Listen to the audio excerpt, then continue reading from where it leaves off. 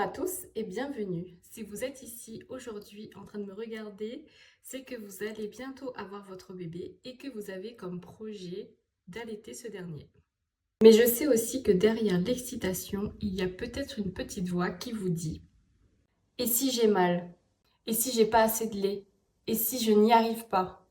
Aujourd'hui, je vais faire taire cette petite voix. Mon objectif dans les minutes qui suivent est simple: vous donner les clés pour que votre retour à domicile ne soit pas synonyme de stress, de pleurs, mais de sérénité. Je suis Mélina, accompagnante périnatale. J'accompagne des mamans lors de leur allaitement, mais je fais aussi des ateliers de portage et je peux également vous aider sur les questions de la diversification alimentaire. Lors de mes accompagnements allaitement, j'ai trop souvent vu ce scénario, une maman pleine de volonté qui abandonne dès la maternité ou les premières semaines son allaitement, non pas par choix, mais parce qu'elle souffre ou parce qu'elle est mal informée, accompagnée lors de son allaitement. Je suis là pour que votre histoire soit différente. C'est vrai qu'on entend tout et son contraire, alors aujourd'hui on va balayer les mythes. Je vais vous partager les 3 clés fondamentales pour que votre allaitement démarre parfaitement et ce, dès la maternité. Rappelez-vous, l'allaitement est avant tout un choix personnel. Et je suis là pour vous fournir donc les informations. Surtout, n'hésitez pas à me poser vos questions dans le chat qui déroule juste à côté. Je vous répondrai avec grand plaisir. C'est parti pour la première clé.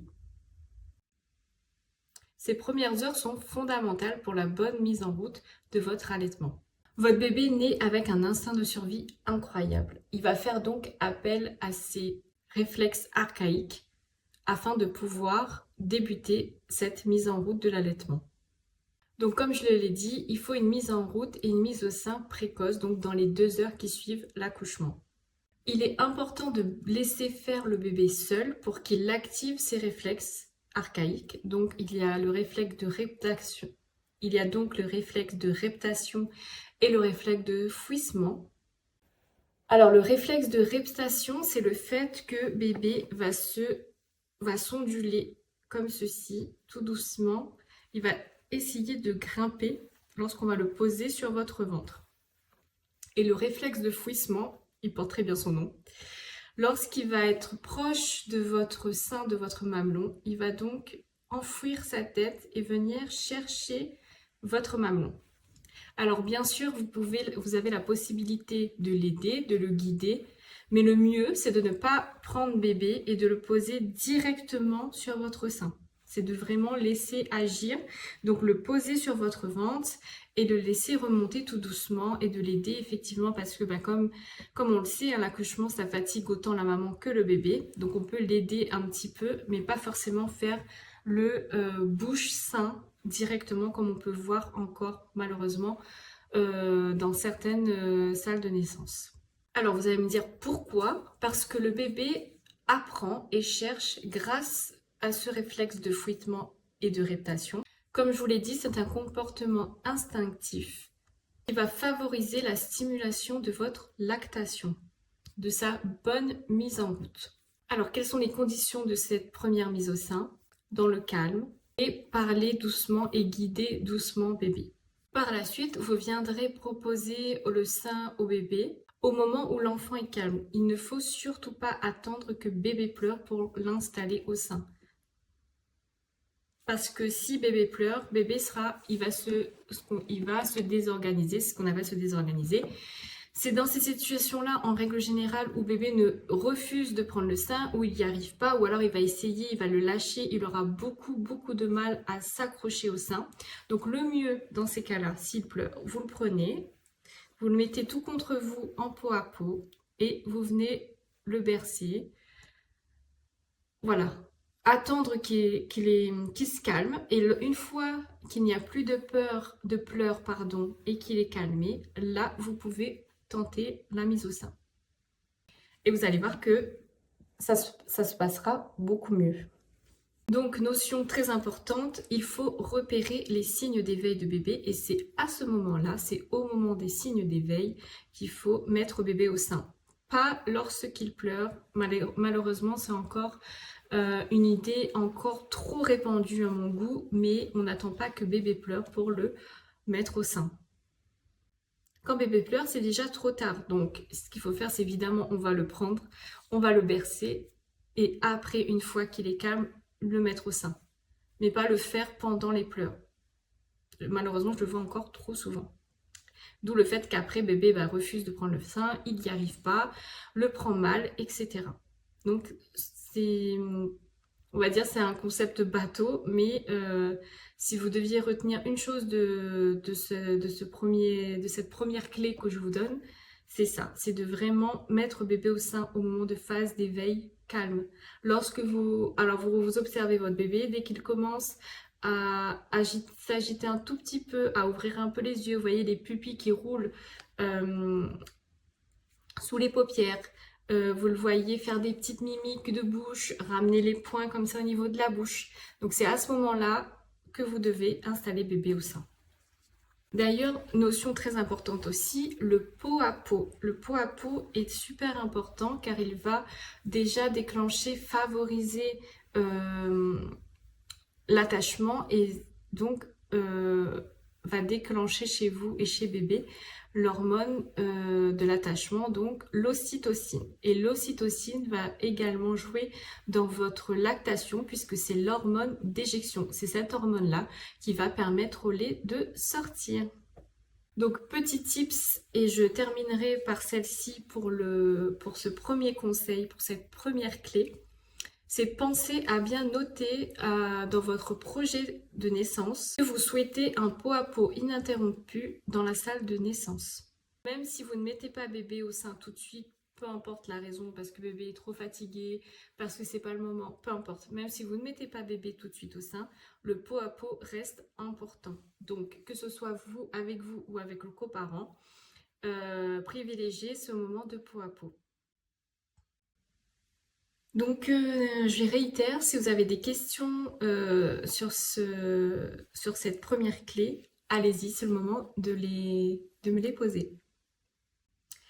On passe à présent à mon deuxième conseil, à la deuxième clé pour réussir votre allaitement dès la maternité. La deuxième chose qu'il faut savoir et qu'il faut surtout comprendre, c'est que l'estomac de votre bébé à la naissance est tout petit. Il fait environ la taille d'une cerise, donc 5 à 7 millilitres. Donc ce n'est vraiment pas beaucoup. Ce qui m'amène donc à un autre mythe qu'on va devoir dégommer.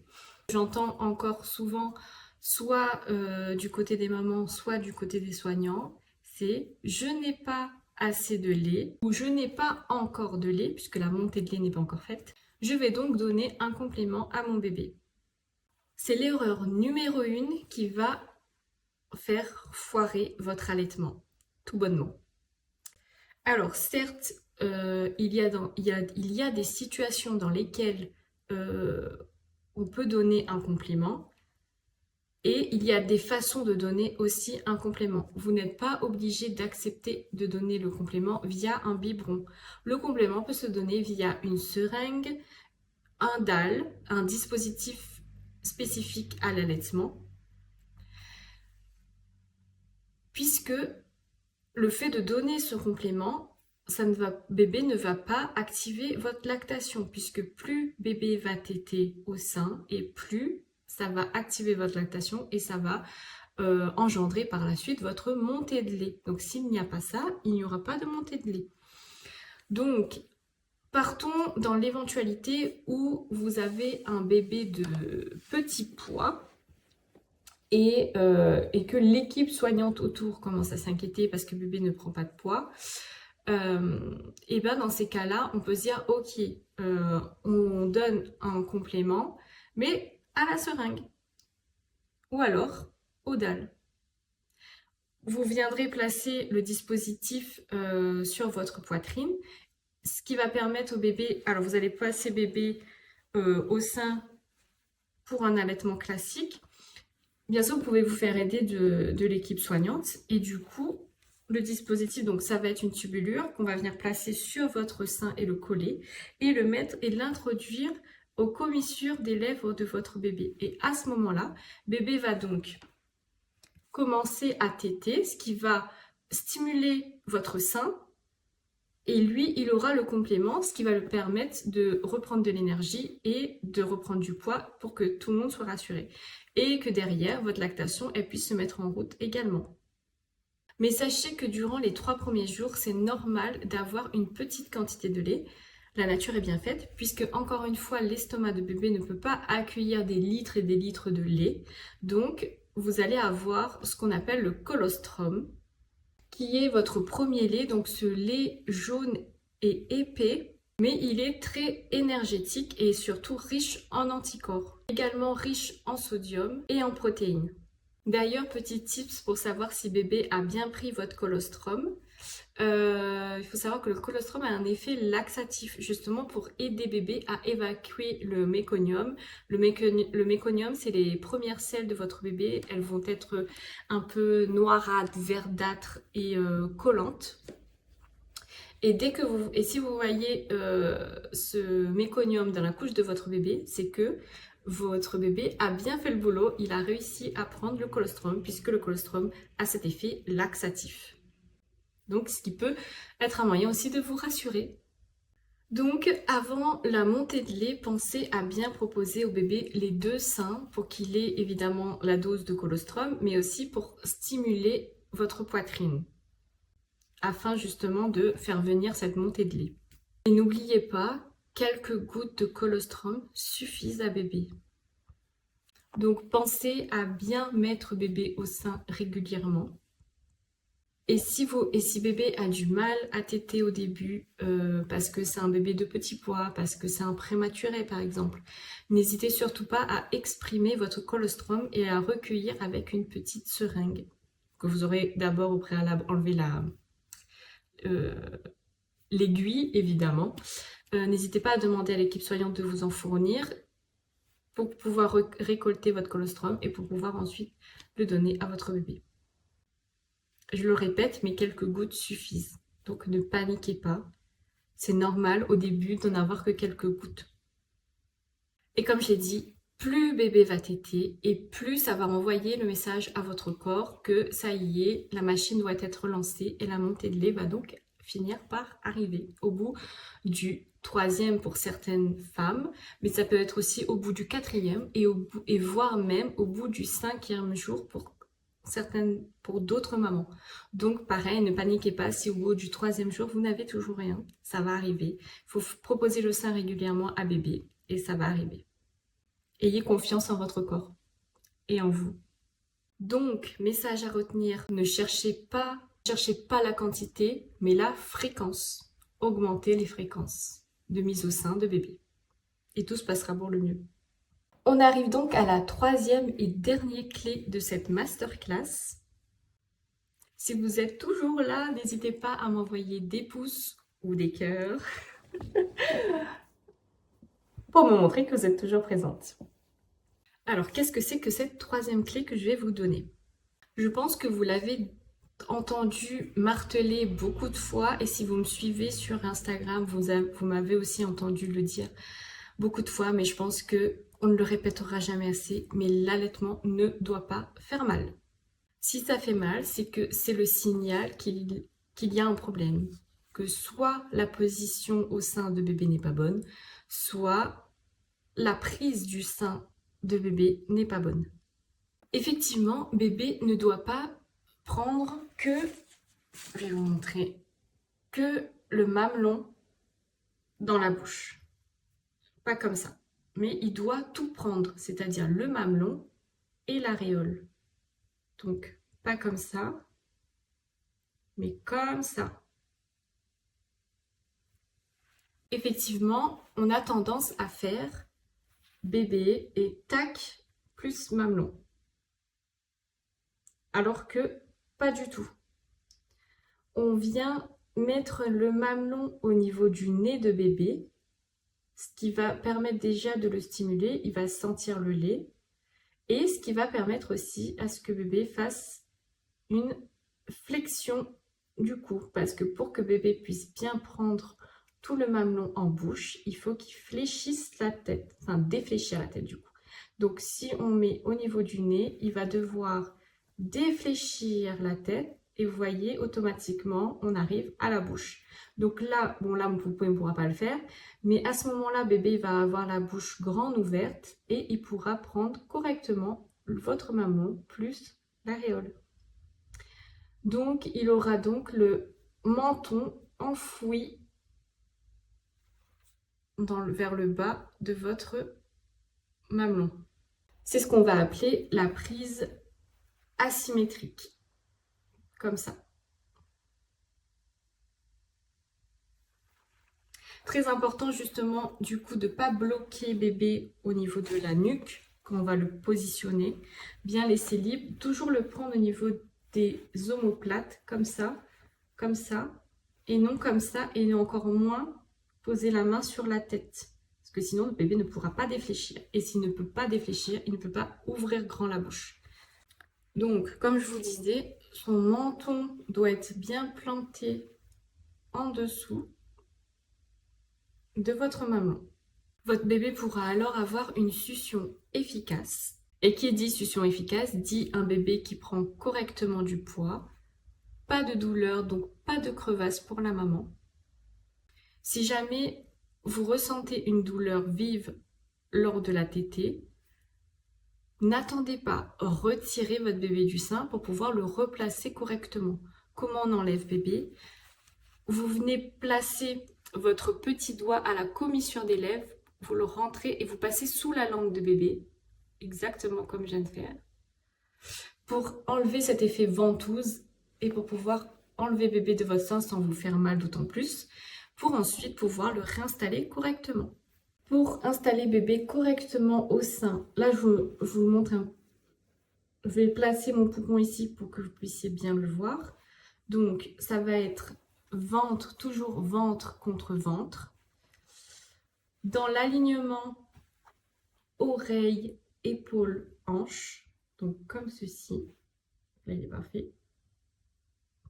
Avec une tête bien défléchie pour ouvrir grand la bouche, pour pouvoir attraper le mamelon plus l'auréole de la maman. Et comme je l'ai dit, on peut inviter l'enfant et le replacer s'il faut ou l'aider à se placer en mettant les mains derrière l'omoplate, donc ici, comme ça par exemple, mais jamais au niveau du cou et jamais sur la tête. Alors, n'hésitez surtout pas à me dire, est-ce que on vous avait déjà donné ces conseils-là? Est-ce que vous les connaissiez déjà de par peut-être votre sage-femme ou un autre professionnel de l'allaitement ou par votre copine par exemple? Mais est-ce que vous connaissiez déjà ces clés-là fondamentales pour réussir votre allaitement? Pareil, si vous avez des questions, n'hésitez pas à me les poser. Je vais rester un petit peu dans le chat pour vous répondre, donc n'hésitez surtout pas. Et nous, on va passer à la dernière partie de cette masterclass. Donc ces 3 clés que je viens de vous livrer sont le socle de votre réussite. Mais je sais que parfois, une fois seule à la maison ou avec bébé à la maternité, c'est pas la même chose. Les doutes peuvent arriver très vite. Est-ce qu'il boit assez? Pourquoi il pleure tous les soirs? Comment je vais faire pour dormir? C'est pour répondre à ces moments de panique que j'ai créé mon programme complet Allaitement serein, que vous allez pouvoir retrouver.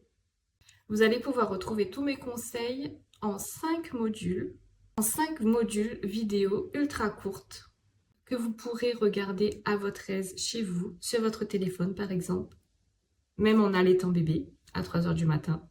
Je vous y explique comment gérer les pics de croissance ou encore comment s'organiser avec le coparent. Et plein d'autres infos encore, bien sûr, évidemment. Avec le code Masterclass, vous aurez droit donc à moins 10%, déjà pour vous remercier d'avoir été nombreux ce soir et de m'avoir regardé. Donc, comme je disais, vous aurez droit à moins 10% sur le programme Allaitement serein. Attention, ce code est valable 24 heures.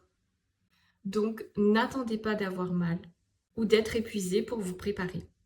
Cliquez sous le lien sous cette vidéo et on se retrouve de l'autre côté pour votre premier module.